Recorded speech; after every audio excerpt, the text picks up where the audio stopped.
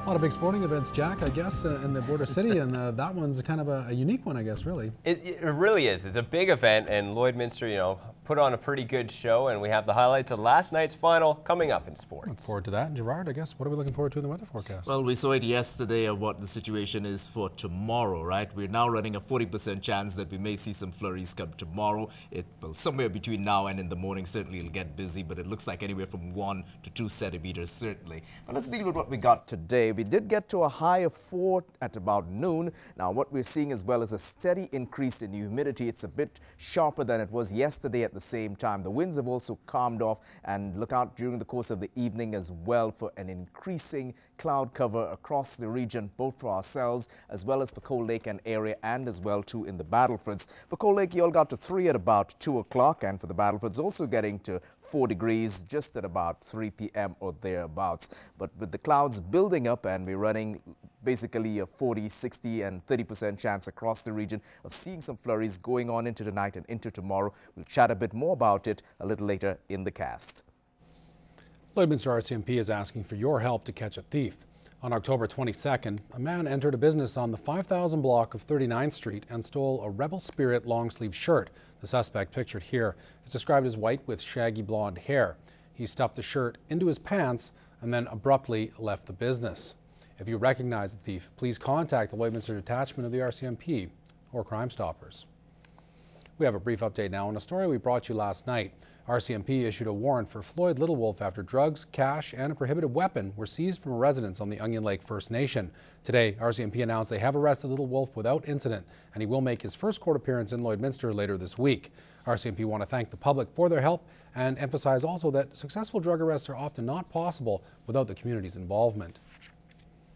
Lloyd Snelgrove, the MLA for Vermilion Lloydminster, is calling it quits.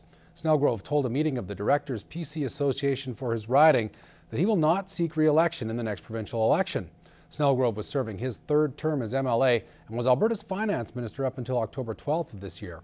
The Vermilion Lloydminster PC Association will start a nomination process to find a new candidate in January. We'll have much more on this story tomorrow on Newcap News. The Lloydminster Lions continue to show their giving nature. Donations from the Border Bike Rally have been collected and were presented last night to 4 deserving organizations. Emmett Murphy has more.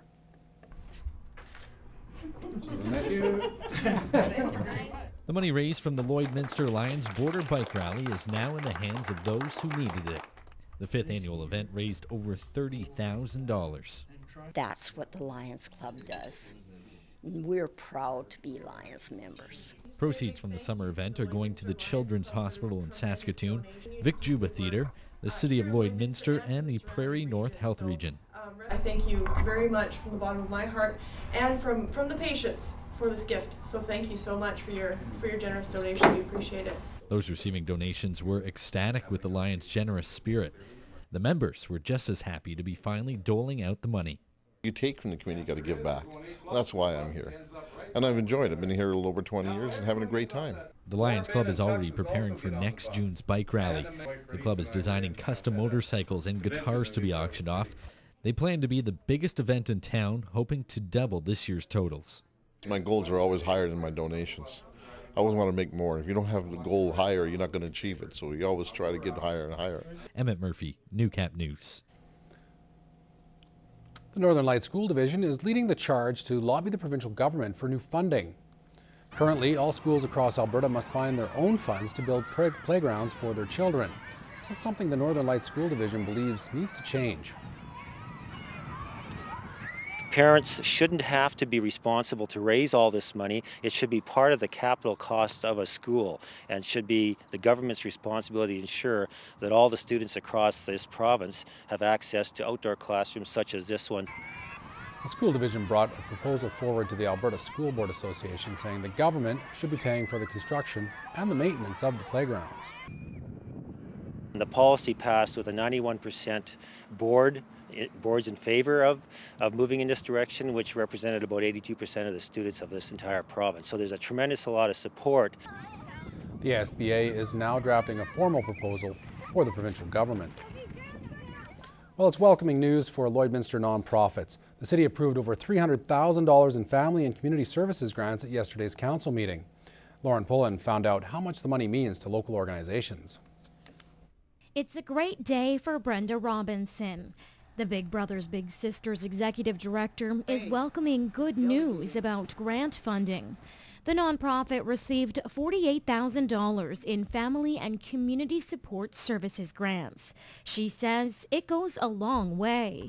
On average, we help about 75 children a month, depending on what programs are going on and what occasions are happening. Stacey Andrews was also pleasantly surprised to hear the good news.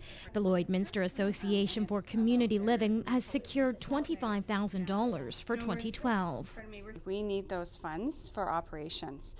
We can't do it without it, and we entirely appreciate the community support.